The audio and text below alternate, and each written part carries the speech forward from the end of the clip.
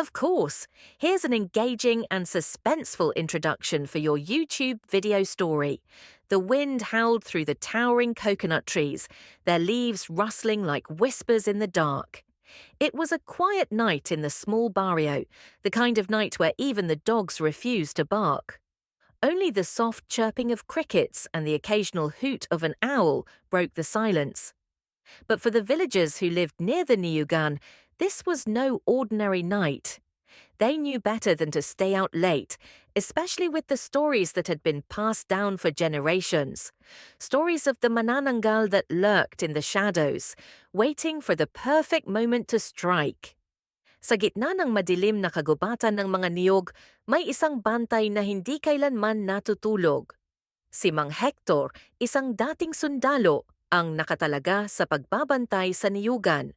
Matagal na siyang sanay sa dilim, sa tahimik na paggalaw ng kalikasan. Ngunit ngayong gabi, may kakaibang pakiramdam siyang hindi niya maalis sa isipan. May gumagalaw sa malayo, isang anino na mabilis na dumaan sa gilid ng kanyang paningin. Kasama niya sa pagbabantay ang batang si Luis, isang binatilyong walang takot sa kwentong aswang. Sa kanya, ang lahat ng ito ay katang-isip lamang, isang paraan para takutin ang mga bata at pigilan silang gumala sa gabi. Wala namang manananggal, Mang Hector, gawa-gawa lang yan ng matatanda. Bulong ni Luis habang sinusuri ang paligid. Ngunit sa kabila ng kanyang pag-aalinlangan, ramdam niyang parang may nakatingin sa kanila mula sa kadiliman. Habang patuloy silang nagbabantay, isang kakaibang ingay ang pumunit sa katahimikan, isang tunog na hindi galing sa hayop o sa tao. Isang malalim at mahaba na paghinga, parang nilalang na hindi nauubusan ng hangin. Napalingon si Mang Hector at sa sulok ng kanyang mata, nakita niya ang isang bagay na hindi pangkaraniwan.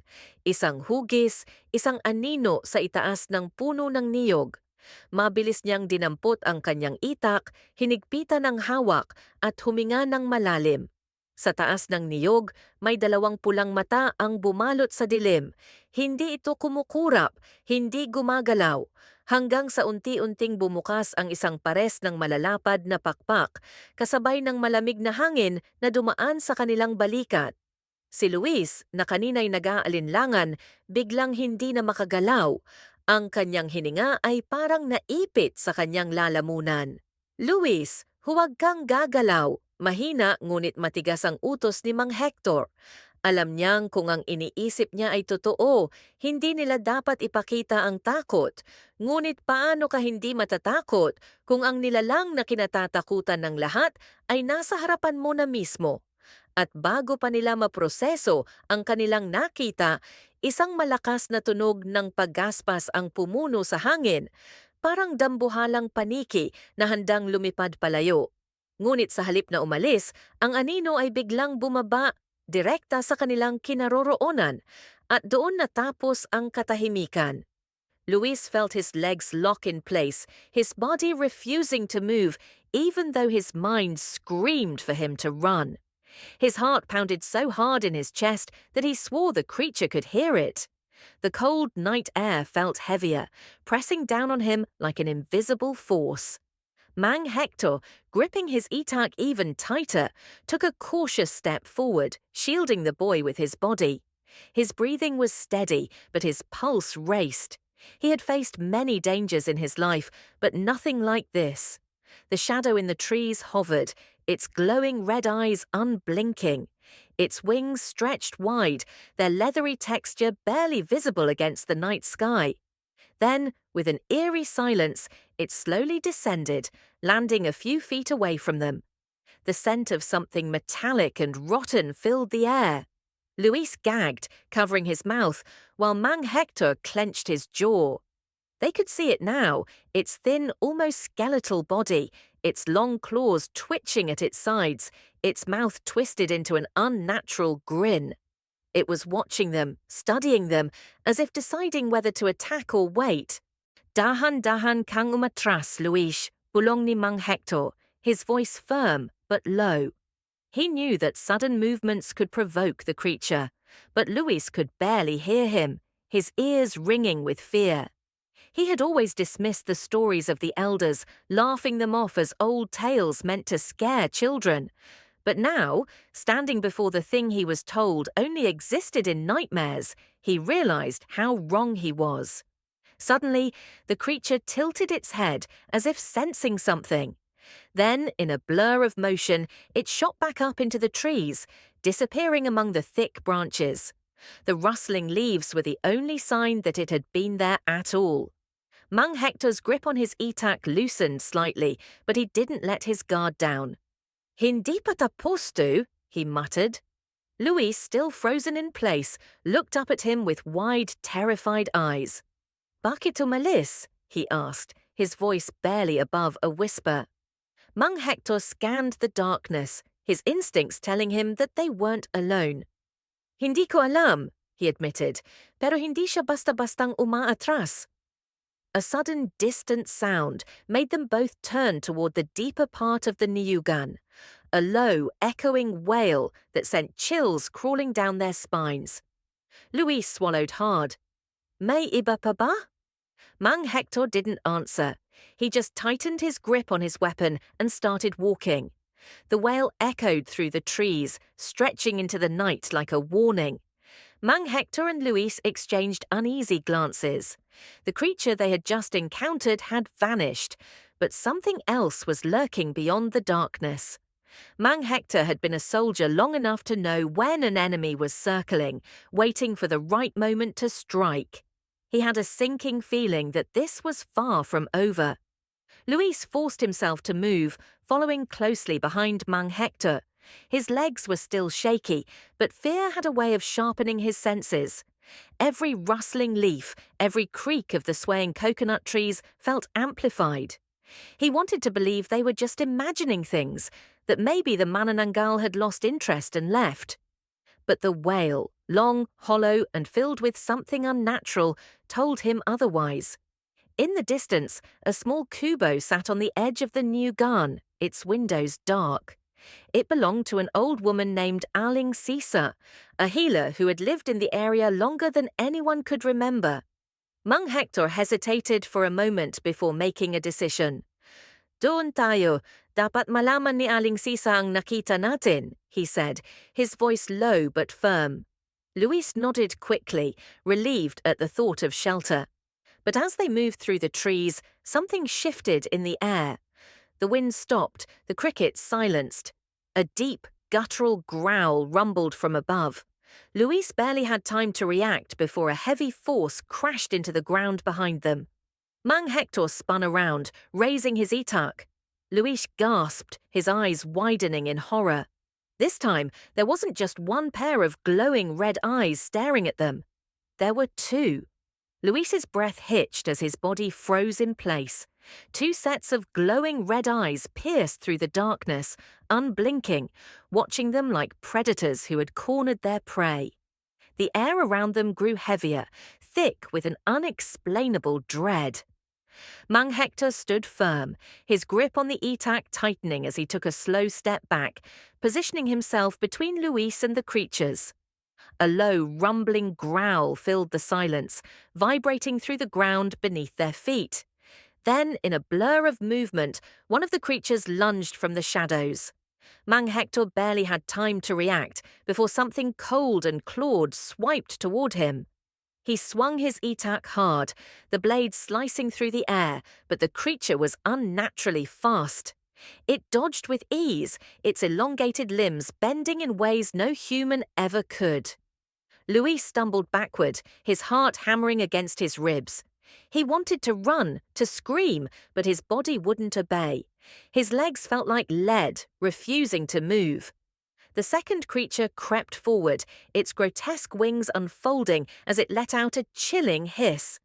The moonlight revealed its form, gaunt, with leathery skin stretched tight over sharp bones, its mouth curled into a twisted grin, fangs glistening with saliva. Mang Hector knew they were outnumbered. His instincts screamed at him to retreat, but he also knew that turning their backs meant certain death. He had faced dangers before, but nothing like this. He couldn't afford to make a mistake. Then, from the direction of the kubo, a sudden burst of light flashed through the trees. A voice, strong, commanding, echoed in the night. Umalis kayo, the creatures hissed, their glowing eyes narrowing. But they didn't run. They weren't done yet. The sudden flash of light illuminated the trees for just a moment, but it was enough to make the creatures hesitate. Their glowing eyes flickered, their twisted bodies recoiling slightly. The voice that had cut through the darkness was strong, unwavering, almost as if it carried a force the creatures feared. Mang Hector turned toward the kubo, his mind racing. He recognized that voice, Aling Sisa. But there was something different in her tone, something he had never heard before. Authority, power. Luis felt his knees go weak as the air around them shifted. The creatures, who had once seemed unstoppable, now seemed unsure. They didn't flee, but they didn't attack either. Instead, they watched, waiting. Then, without warning, the light vanished. The night swallowed them whole once again. And in that instant, everything changed. A chilling laugh echoed through the Niyugan, a sound so unnatural that it made Luis's skin prickle. The creatures were no longer afraid. They were amused. And then, in a blur of motion, one of them disappeared, gone in the blink of an eye. Luis barely had time to react before something heavy slammed into him from behind, knocking the air from his lungs. He crashed to the ground, his face scraping against the rough dirt. His vision blurred as he felt sharp claws dig into his shoulder. "Luis!" Mang Hector's voice was sharp, filled with panic. He swung his attack wildly, forcing the creature back. It released Luis, but only to disappear once more into the darkness. This time, it wasn't retreating. It was playing with them. From the kubo, Aling Sisa emerged, carrying a small woven pouch. She moved with purpose, her eyes locked onto the remaining creature. "Dapat hindi na kayo bumalik dito," she muttered under her breath. Her fingers tightened around the pouch, and she muttered something. Words Luis didn't understand. But whatever she said, the creature understood. It hissed, its wings spreading wide as it stepped back, its red eyes flashing with something almost like recognition. Then, in a voice that sent a shiver down Luis's spine, it spoke. "Matagal na kitang hinahanap." The words weren't meant for him. They weren't even meant for Mang Hector. They were meant for Aling Sisa. Aling Sisa didn't flinch. Her grip on the woven pouch tightened, her eyes locked onto the creature that had spoken her name. Luis and Mang Hector stood frozen, caught between fear and confusion. What did it mean? Why was it looking for her? The creature took a slow step forward, its twisted grin widening. "Matagal kitang hinanap, matanda," it rasped, its voice crawling through the air like a whisper in the dark. "Alam kong hindi ka basta-basta, pero ngayong gabing ito, wala ka nang matatakbuhan." Aling Sisa let out a deep breath, her expression unreadable. Then, in one swift motion, she tore open the pouch and flung its contents into the air. A burst of fine dark powder swirled in the wind, catching the moonlight for just a moment before settling. The creature let out an ear-splitting shriek, its body convulsing as if something unseen had burned it from the inside. It staggered back, its claws scratching at its own skin, red eyes flickering with something Mang Hector had not seen before: pain. Luis watched in horror as the creature writhed, its form twisting in unnatural angles. Then, as suddenly as it had attacked, it let out one final, guttural snarl before leaping into the trees. In a blink, it was gone, leaving only the sound of rustling leaves in its wake. Mang Hector exhaled sharply, lowering his attack. His hands were still shaking, his heart still racing. "Ano yon?" he demanded, turning to Aling Sisa. "Anong ginawa mo?" Luis swallowed hard, his mind spinning. "Anong ibig mong sabihin?" Aling Sisa finally looked at them, her face unreadable. "May mga bagay na hindi nyo kailangang malaman." Before Mang Hector could press further, a sound echoed from the distance. The same eerie wail they had heard before, but this time it was farther away, leaving. The danger had passed, but deep inside, Luis knew it wasn't over. He could still feel it, the lingering presence of something watching, waiting. And as he turned back toward the trees, he could swear he saw two glowing red eyes staring back at him from the darkness. Then, just as quickly, they vanished. Luis stood frozen, staring at the spot where the red eyes had been. His heart still pounded in his chest, his body unwilling to relax. Even though the creature had disappeared, something about the way it left unsettled him. It wasn't defeated. It wasn't gone forever. It had only retreated. Mang Hector placed a firm hand on Luis's shoulder, pulling him back toward the kubo. "Tapos na, umuwi na tayo?" he muttered, though his voice lacked certainty. Luis nodded weakly, following him without a word. His mind was still racing, trying to understand everything that had happened. Aling Sisa stood at the doorway, watching them carefully. The old woman's face was lined with secrets, her sharp eyes unreadable. "Hindi kayo dapat bumalik dito sa Niyugan kapag lumalim na ang gabi," she warned. "May mga bagay na hindi nyo kayang labanan."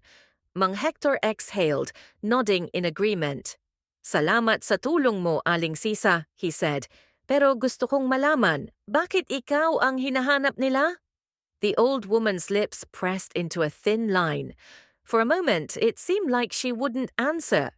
Then, finally, she spoke. "Matagal nang may dugong kakaiba ang pamilya ko," she admitted. "Alam nila yun, at alam nilang hindi nila ako kayang galawin, hindi nang basta-basta." Luis's stomach twisted.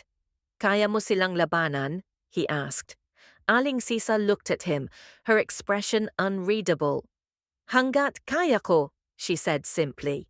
Then she turned back to her kubo, stepping inside without another word. The door creaked shut behind her, leaving Luis and Mang Hector standing in silence. They didn't wait around any longer. Without another word, they turned and started back toward the village. The walk home felt longer than before, the darkness heavier. The silence between them wasn't just from exhaustion, it was from understanding. Luis had always thought of Aswang stories as nothing more than superstition, just old tales meant to scare children. But now he knew better. The Manananggal was real, the stories were real, and worst of all, this wasn't over. As they reached the edge of the Niyugan, Luis took one last glance at the trees. The wind had picked up again, rustling the leaves in an almost familiar whisper. He told himself it was just the wind, just the trees, just his imagination. But deep inside, he knew. Something was still out there, watching, waiting, and one night it would return.